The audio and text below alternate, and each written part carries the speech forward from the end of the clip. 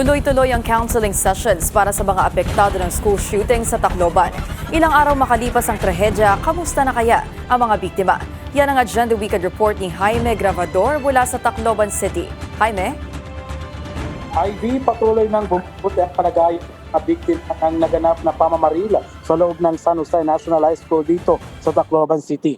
Ngayong araw, kinumpirma ng Department of Education na isa na lamang sa mga nasugatan ang nananatili sa Intensive Care Unit o ICU habang ang karamihan sa mga biktima ay unti-unti nang nagpapagaling.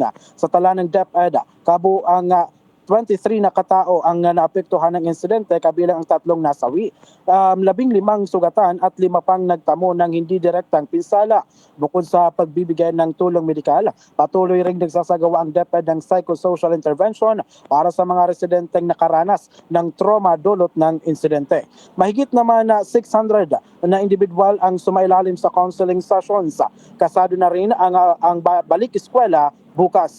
Kasabay nito, pinag-aaralan na rin ang mas mahigpit na seguridad ng mga paaralan gaya ng security guards, metal detectors at CCTV cameras.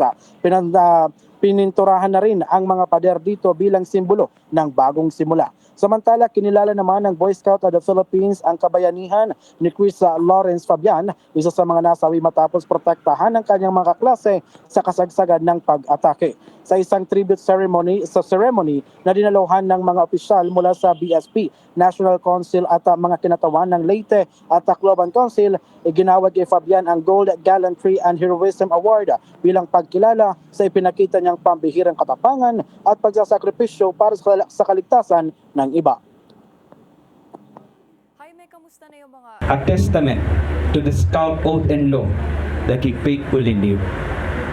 While we deeply mourn the loss of a young life filled with promise, we also celebrate a legacy that will continue to inspire generations of Scouts and Filipinos. Chris reminded us that courage is not measured by age, but by one's willingness to serve others, even at the greatest personal cost. To his family, we offer our deepest condolences. Sa ngayon, Ivy, meron mang bakas ng trauma ang malagim na nangyari. Handa na raw ang Tacloban sa panibagong simula bukas. Ivy? Jaime, handa na bang bumalik sa klase yung mga bata bukas at hanggang kailan maglalast yung counseling sessions? As of today, Ivy, mula sa Department of Education Tacloban Division, ongoing ang psychosocial session na ginagawa, pero binigyang prioridad nito ang mga tao sa ground zero kung saan nangyari ang pamamaril, particular sa mga kaklase, kalapit na mga estudyante sa room at ang mga teachers, which is as of today, based sa nakuha nating data, 35 na teachers at over 600 na sa kabuuan. Kasali rin ang lokal na mga naninirahan malapit sa eskwelahan ang nag-undergo na ng psychosocial session. At so far, wala namang negatibong resulta na makakapagpabago sa pag-resume ng klase bukas. So tuloy na bukas ang pagbabalik sa eskwela habang ongoing pa rin sa mga gustong mag-undergo ng psychosocial process ang ginagawa ng DepEd ngayon.